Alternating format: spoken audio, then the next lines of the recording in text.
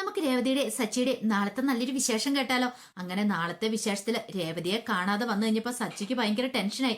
എങ്ങോട്ട് പോയെന്നറിയില്ല രേവതി. ദൈവമേ, ഇനിയിപ്പൊ അവൾക്ക് വല്ല അപകടം സംഭവിച്ചിട്ടുണ്ടായിരിക്കോ? ഒരു കാര്യം ചെയ്യാം, രേവതിയുടെ വീട്ടിലേക്ക് ഒന്ന് വിളിച്ചു നോക്കാം എന്ന് കരുതിയിട്ട് സച്ചി ദേവുവിന്റെ ഫോണിലേക്ക് വിളിക്കുകയാണ്. പിന്നീട് ദേവു കോൾ എടുത്തിട്ട് ചോദിച്ചു, എന്താ സച്ചിയേട്ടാ, കാര്യം എന്താന്ന് ചോദിക്കണം. അതെ, അവൾക്കൊന്ന് ഫോൺ കൊടുക്കാൻ പറയാണ് രേവതിക്ക്. രേവതി ചേച്ചിക്കോ? അതിന് രേവതി ചേച്ചി ഇവിടെ വന്നില്ലല്ലോ എന്ന് പറയണേ. വന്നില്ലേ, വെറുതെ കള്ളത്തരം പറയല്ലേ, അവളവിടെ ഉണ്ട്, അവളുടെ ഫോൺ കൊടുക്കാൻ പറയണം. അയ്യോ ഇല്ല സച്ചേട്ടാ, ഇവിടെ വന്നില്ല എന്ന് പറയണം. പെട്ടെന്ന് ദേവി ചോദിച്ചു, എന്താ സച്ചേട്ടാ, കാര്യം എന്താന്ന് ചോദിക്കുകയാണ്. ഒന്നുമില്ല, ഞാൻ കരുതി അവിടെ വന്നു കാണുമായിരിക്കുന്നു, പൂ കൊടുക്കാൻ വേണ്ടി പോയതാ, അപ്പൊ ഞാൻ കരുതി അങ്ങോട്ടേക്ക് വന്നു കാണുമെന്ന് കരുതി വിളിച്ചാ. അപ്പൊ ഇത്ര സമയമായില്ലേ, അപ്പൊ വീട്ടിലേക്ക് കയറിയിട്ട് വരാനായിരിക്കും എന്ന് കരുതി. ഇവിടെ എത്തിയിട്ടില്ല എന്ന് പറയണം. എന്തേലും പ്രശ്നമുണ്ടോന്ന് ചോദിക്കാം. അപ്പോഴേക്കും സച്ചി കോള് കട്ട് ചെയ്തു. ആ സമയത്ത് ലക്ഷ്മി ചോദിച്ചു, എന്താ ദേവു, എന്താ കാര്യം ചോദിക്കണം. അത് പിന്നെ രേവതി ചേച്ചി എതിരായിട്ട് അവിടെ എത്തിയിട്ടില്ലെന്നോ? അതെ ദൈവമേ, ഇനിയിപ്പോ എന്തേലും പ്രശ്നം കാണുമോ? രാവിലെ വിളിക്കുമ്പോൾ തന്നെ രേവതിയുടെ ശബ്ദത്തിന് വല്ലാത്തൊരു ബുദ്ധിമുട്ടുണ്ടായിരുന്നു. എന്തോ എനിക്ക് അത്ര അങ്ങോട്ട് ബോധിച്ചില്ല. ഇനിയിപ്പോ അവര് തമ്മിൽ എന്തെങ്കിലും പ്രശ്നം ഉണ്ടായിട്ട് അങ്ങനെയൊന്നും ആയിരിക്കില്ലമ്മേ എന്ന് പറയണ. ദൈവമേ, എന്റെ മോൾക്ക് എന്തെങ്കിലും സംഭവിച്ചോ എന്നൊക്കെ ലക്ഷ്മിയമ്മ ഇങ്ങനെ വിചാരിക്കുകയാണ്. ദേവോർ ചേച്ചി എവിടെയെങ്കിലും പൂവുണ്ടെ കൊടുക്കാൻ പോയിട്ട് ഇച്ചിരി താമസിച്ചിട്ടുണ്ടായിരിക്കും, അതേ ഉള്ളെന്ന് പറയാണ്. ഈ സമയത്ത് ശ്രുതി എല്ലാവരും കഴിക്കാനുള്ള ആഹാരമൊക്കെ ഉണ്ടാക്കിയിട്ടുണ്ടായിരുന്നു. ദോശയും കറികളൊക്കെ ഉണ്ടാക്കിയിട്ടുണ്ടായിരുന്നു. അങ്ങനെ എല്ലാവരും ആഹാരം കഴിക്കാൻ വിളിക്കുവാണ്. ഈ സമയത്ത് സച്ചി ഫോൺ വിളിച്ചോണ്ട് അവിടെ പോയി നിൽക്കുവാണ്. അവർ രവീന്ദ്രൻ പറഞ്ഞു, എനിക്ക് വേണ്ടാന്ന് പറയണം. രവീന്ദ്രന് കഴിക്കാൻ പറ്റില്ല. രവീന്ദ്രൻ പറഞ്ഞു, ഒരാൾ ഇവിടെ വീട്ടിലേക്ക് വന്നിട്ടില്ല രേവതി, എന്നിട്ട് എല്ലാവരും കഴിക്കാതിരിക്കുന്നു, പക്ഷെ എനിക്ക് ആഹാരം ഇറങ്ങത്തില്ല, നിങ്ങൾ കഴിച്ചോളാൻ പറയാണ്. പിന്നീട് ശ്രീകാന്തിനെയൊക്കെ വിളിച്ചു. വർഷം മാത്രം വന്നിട്ടില്ല, വർഷം കുറച്ച് ലേറ്റ് ആയിട്ട് വരുവുള്ളെന്ന് പറഞ്ഞിട്ടുണ്ടായിരുന്നു. ശ്രുതിയും ചന്ദ്രമതി ശ്രീകാന്തിനോട് കഴിക്കാതിരിക്കുവാണ്. ഈ സമയത്ത് ശ്രുതി ഇത്തിരി ടേസ്റ്റ് ചെയ്ത് നോക്കിയിട്ട് പറഞ്ഞു, കൊള്ളാം, ദോശയും കൊള്ളാം, ദേ ഈ രസവും കൊള്ളാന്ന് പറയണം. രസമോ? അതെ, പുളിയും ഉപ്പും എല്ലാം ഉണ്ടെന്ന് പറയണം. ഇതാണോ ശ്രുതിക്ക് ആഹാരം ഉണ്ടാക്കാൻ അറിയത്തില്ലെന്ന് പറഞ്ഞേ? അപ്പോഴേക്കും ചന്ദ്രമതി പറഞ്ഞു, അത് ശരിയാടാ മോനെന്ന് പറയണം. അല്ല, രസത്തിനകത്ത് ആരാണ് ഈ കത്രിക്കായൊക്കെ ഇടുന്നതെന്ന് ചോദിക്കണം. രസവോ? അയ്യോ ഇത് രസമല്ല, സാമ്പാറാന്ന് പറയണം. ഇത് കേട്ട് കഴിഞ്ഞപ്പോ തന്നെ ചന്ദ്രമതി ചോദിച്ചു, സാമ്പാറാ? അപ്പോഴേക്ക് ശ്രീകാന്ത് ചോദിച്ചു, ഇതെന്താ വെച്ചാൽ ഇതിനകത്ത് ഇത്ര വെള്ളം? അത് പിന്നെ പുതിയ രീതിയിലുള്ള സാമ്പാറായിരിക്കും അല്ലേ ശ്രുതി എന്ന് ശ്രുതി ചോദിക്കണം. ഇത് കേട്ടപ്പോ ശ്രുതി ഇങ്ങനെ ശ്രുതിയെ രൂക്ഷമായിട്ടൊന്ന് നോക്കുകയാണ്. അപ്പോഴേക്കും ചന്ദ്രമതി പറഞ്ഞു, എന്തായാലും കൊള്ളാം, സൂപ്പറായിട്ടുണ്ടെന്ന് പറയണം. അപ്പോഴേക്കും കുറച്ചു നേരം കഴിഞ്ഞപ്പോ തന്നെ ശ്രുതി പറഞ്ഞു, അത് മാത്രമല്ല, എനിക്ക് ഈ അച്ചാറ് ഭയങ്കര ഇഷ്ടപ്പെടും, നാരങ്ങ അച്ചാറ്, നല്ല രുചിയുണ്ട്. രവീന്ദ്രനെ വിളിച്ചിട്ട് പറഞ്ഞു, അച്ഛൻ ഇങ്ങോട്ട് വന്നേ, ഇത്തിരി കഴിച്ചു നോക്ക, ഇത്തിരി ചോറും ദേ ഈ നാരങ്ങാച്ചാറൊക്കെ ഒന്ന് കൂട്ടി കഴിച്ചു നോക്ക, നല്ല രുചിയുണ്ടെന്ന് പറയണം. ഇത് കേട്ട് കഴിഞ്ഞപ്പോഴത്തേനും ശ്രുതി പറഞ്ഞു, അത് രേവതി ഉണ്ടാക്കി വെച്ച അച്ചാറാന്ന് പറയണം. അത് കേട്ടപ്പം ശ്രുതി ശരിക്കും ചമ്മി. ഈ സമയത്ത് ചന്ദ്രമതി പറഞ്ഞു, എന്താണെങ്കിലും കുഴപ്പമൊന്നുമില്ല മോളെ, നന്നായിട്ടൊക്കെ ഉണ്ടെന്ന് പറയണം. അങ്ങനെയല്ലേ പറയാനായിട്ട് പറ്റുള്ളൂ, അല്ലാതെ പറയാൻ പറ്റില്ലല്ലോ. അപ്പോഴേക്കും ശ്രീകാന്ത് ചോദിച്ചു, ഇതെന്താ ചമ്മന്തിയാന്ന് ചോദിക്കണം. ഇതേ പൊതിനയില ചമ്മന്തി. പൊതിനയില ചമ്മന്തിയോ? ഇതെന്താ ഇങ്ങനെ ഇരിക്കുന്നേ? അതെ, പൊതിനയില കുറച്ച് കുറവായിരുന്നു, അപ്പൊ ഞാൻ അതിനകത്തേക്ക് ഇച്ചിരി മൈദാമാവും കൂടി ചേർത്തിട്ട് അങ്ങോട്ട് അടിച്ചെടുത്തെന്ന് പറയണേ. മൈദാമാവോ? ശ്രീകാന്ത് ആകെപ്പാടെ ഞെട്ടിപ്പോയി. ഒരു ഷെഫായിട്ട് പോലും അവൻ പോലും ഇങ്ങനെ ചെയ്തിട്ടില്ല. ദൈവമേ, പണി പാളിയോന്നൊരു ചിന്തയൊക്കെ ശ്രീകാന്തിന്റെ മനസ്സിലുണ്ടാവുന്നുണ്ട്. ഈ സമയത്ത് രവീന്ദ്രനോട് ആകെപ്പാടെ അസ്വസ്ഥനായിട്ട് ഇങ്ങനെ നിൽക്കുകയാണ്. ആ സമയത്താണ് സച്ചി ഫോൺ ചെയ്തിട്ട് വരുന്നത്. സച്ചിയോട് ചോദിച്ചു, എങ്ങനെയുണ്ട്, വീട്ടിൽ വിളിച്ചിട്ട് കിട്ടിയോ, അവളവിടെ ഉണ്ടോന്നൊക്കെ ചോദിക്കുകയാണ്. ഇല്ലച്ചാ, രേവതി അവിടെ ചെന്നിട്ടില്ല എന്ന് പറയണം. പിന്നെ ഇത് എവിടെ പോയെന്ന് ചോദിക്കുക. ചിലപ്പോ പൂവെല്ലാം കൊടുക്കാൻ പോയിട്ട് താമസിച്ചായിരിക്കോ, അറിയില്ലച്ചാ, എനിക്ക് ആപ്പാ ടെൻഷൻ ആവുന്നുണ്ടെന്ന് പറയണം. അപ്പോഴേക്കും ചന്ദ്രമതി അങ്ങോട്ട് വന്നിട്ട് പറഞ്ഞു, എവിടെ പോവാനാ, മിക്കവാറും ഇവനോട് വഴക്കടിച്ചിട്ടല്ലേ പോയിരിക്കുന്നേ, അവൾ എങ്ങോട്ടേലും പോയി കാണുമായിരിക്കും എന്ന് പറയണം. ഇത് കേട്ടപ്പോ രവീന്ദ്രൻ ചോദിച്ചു, വഴക്കടിച്ചിട്ടോ? ഇവൻ രാവിലെ എന്തൊക്കെയോ പറഞ്ഞു, അപ്പൊ അതിന് ദേഷ്യം കൊണ്ട് അവൾ ഇവിടെ ആഹാരം പോലും ഉണ്ടാക്കിയിട്ടില്ലായിരുന്നു, ഒരു പക്ഷേങ്കില് അതായിരിക്കും കാരണം എന്ന് പറയണം. അത് കേട്ടപ്പോ രവീന്ദ്രൻ ചോദിച്ചു, എന്താടാ സച്ചി, എന്താ നടന്നേന്ന് ചോദിക്കണേ. അത് പിന്നെ അച്ഛാ, നീ കാര്യം എന്താ വെച്ചാ പറയടാ, നീ രേവതിയെ വഴക്ക് പറഞ്ഞോ, എന്തേലും അവർക്ക് മനസ്സിന് വിഷമം ഉണ്ടാക്കുന്ന രീതിയിൽ എന്തേലും നീ സംസാരിച്ചോ എന്നൊക്കെ ചോദിക്കണം. പിന്നീട് സച്ചി പറഞ്ഞു, അത് പിന്നെ അച്ഛാ, അതിന് ശേഷമാണ് കാര്യം പറയണേ. തന്റെ കൂട്ടുകാരൻ വന്നപ്പോൾ ഉണ്ടായ സംഭവങ്ങളൊക്കെ കല്യാണം വിളിക്കാൻ വന്നു കഴിഞ്ഞപ്പം താൻ അവനോട് പറഞ്ഞത്. പിന്നീട് അത് കേട്ട് കഴിഞ്ഞപ്പോ രേവതിക്ക് വിഷമമായത്, നീ എങ്ങോട്ടെങ്കിലും ഓടിപ്പോക്കോ, അല്ലെങ്കിൽ നിന്റെ ഏട്ടൻ ചിലപ്പം കല്യാണം വേണ്ടെന്ന് വെച്ച് എങ്ങോട്ടെങ്കിലും പോയിട്ടുണ്ടെങ്കിൽ നിനക്ക് ആ പെണ്ണെ കെട്ടേണ്ടി വരും, നിന്റെ തലയിൽ ആ പെണ്ണ് കയറും എന്നൊക്കെ പറഞ്ഞൊക്കെ. ഇതെല്ലാം കേട്ട് കഴിഞ്ഞപ്പോ രവീന്ദ്രൻ ചോദിച്ചു, നീ എന്ത് പരിപാടിയാടാ സച്ചി കാണിച്ചെന്ന് ചോദിക്കുക. എന്താച്ചാ? എടാ അങ്ങനെയൊക്കെ പറയാൻ കൊള്ളാവോ? അത് സ്വന്തം ഭാര്യയുടെ മുന്നിൽ വെച്ച്. അച്ഛൻ ഞാൻ അവളെ ഉദ്ദേശിച്ച് പറഞ്ഞല്ല. ഇനി നീ അത് തന്നെ പറഞ്ഞാ മതി. എടാ അവളുടെ അനുഭവം നിനക്ക് അറിയാവുന്നല്ലേ? എന്നിട്ടാണ്ടാ നീ ഇങ്ങനെ വൃത്തിയായിട്ട് പരിപാടി ചെയ്തേ. നിന്റെ നാക്ക എല്ലാത്തിനും പ്രശ്നം.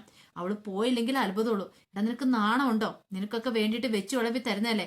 ഇപ്പൊ കണ്ടില്ലേ അവിടെ ഇരുന്ന് കഴിക്കുന്നേ? എത്രയൊക്കെ വെച്ച് വിളമ്പി കൊടുത്താൽ അതിൻ്റെതായ ഒരു നന്ദിയില്ല. അന്നെങ്കിൽ കാണാതെ പോയി കഴിയുമ്പോൾ അവരെ ഒന്ന് കണ്ടുപിടിക്കണോ, എവിടെ പോയെന്ന് അന്വേഷിക്കാനോ ഒന്നും ഇവിടെ ആർക്കും സമയമില്ലെന്ന് പറയണേ.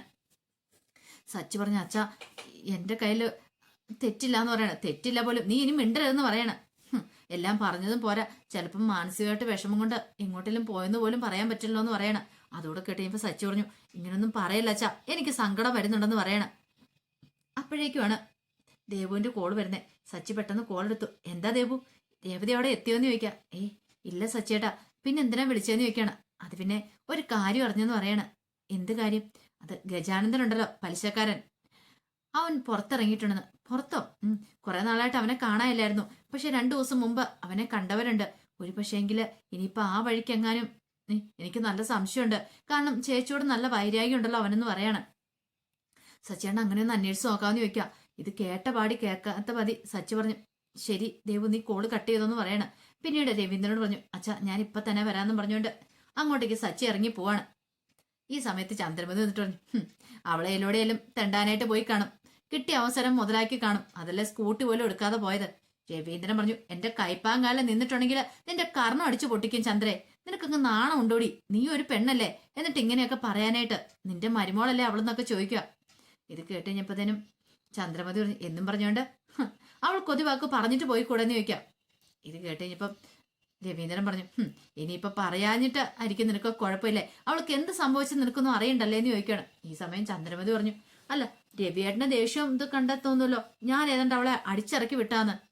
ദേ അവൾ സ്വന്തം ഇഷ്ടപ്രകാരം ഇതിലൂടെയും പോയേന് ഞങ്ങളെ കുറ്റപ്പെടുത്തിയിട്ട് ഒരു കാര്യമില്ലെന്നും പറഞ്ഞുകൊണ്ട് ചന്ദ്രമതി ദേഷ്യപ്പെട്ട് അങ്ങോട്ട് കയറി പോവാണ്. ഈ സമയം രവീന്ദ്രൻ പറഞ്ഞു, നിന്നോടൊന്നും പറഞ്ഞിട്ട് കാര്യമില്ല. അല്ലെങ്കിൽ എത്രയൊക്കെ എന്തൊക്കെ ചെയ്യുന്ന പറഞ്ഞാലും നന്ദി ഇല്ലാത്ത കൂട്ടം അല്ലേ എന്നൊക്കെ പറഞ്ഞുകൊണ്ട് രവീന്ദ്രനും ഭയങ്കരമായിട്ട് ദേഷ്യപ്പെടുവാണ്.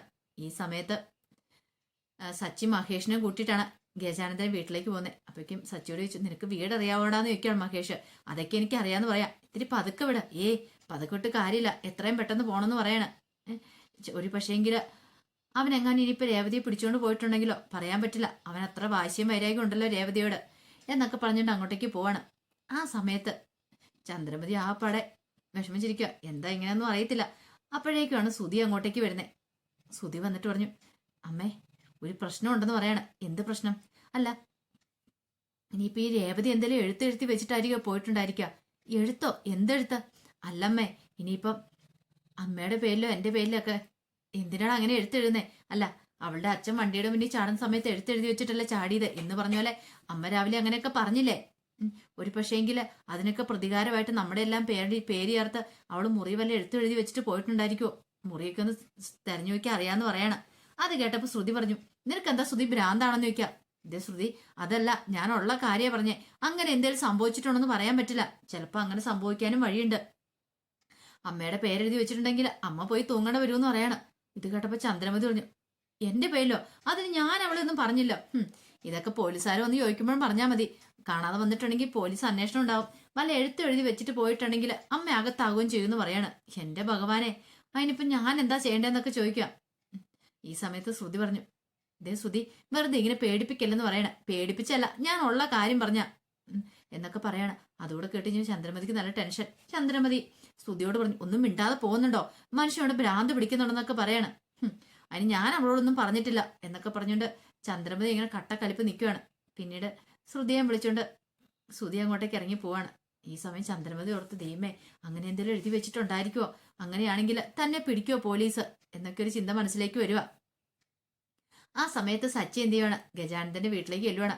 ചെന്ന് ഞാൻ പുറത്ത് കുറച്ച് ഗുണ്ടകളൊക്കെ ഉണ്ടായിരുന്നു. എന്താ സച്ചിയോട് ചോദിച്ചപ്പം സച്ചി പറഞ്ഞു, മാറി നിൽക്കണമെന്ന് പറയണ. അവന്മാര് മാറി നിന്നില്ല. സച്ചി അവന്മാരെ അവിടെ എടുത്തിട്ട് അടിക്കുന്നുണ്ട്. മാറി നിൽക്കാല്ലേ നിന്നോടൊക്കെ പറഞ്ഞേന്ന് ചോദിച്ചിട്ട്. പിന്നീട് അകത്തേക്ക് അങ്ങോട്ട് കയറി ചെല്ലുമ്പത്തിനും ഒരുത്തം വന്നിട്ട് എന്താ അവിടെ കാര്യം ചോദിക്കാം. അതെ നിന്റെയൊക്കെ മുതലാളി എന്തിടെയാ ഗജാനന്ദൻ? അതിനെ മുതലാളി ഇപ്പൊ കാണാൻ പറ്റില്ലെന്ന് പറയാ. അത് നീയാണോ തീരുമാനിക്കുന്നത്? ഇങ്ങോട്ട് മാറണ്ടാന്ന് പറയണ.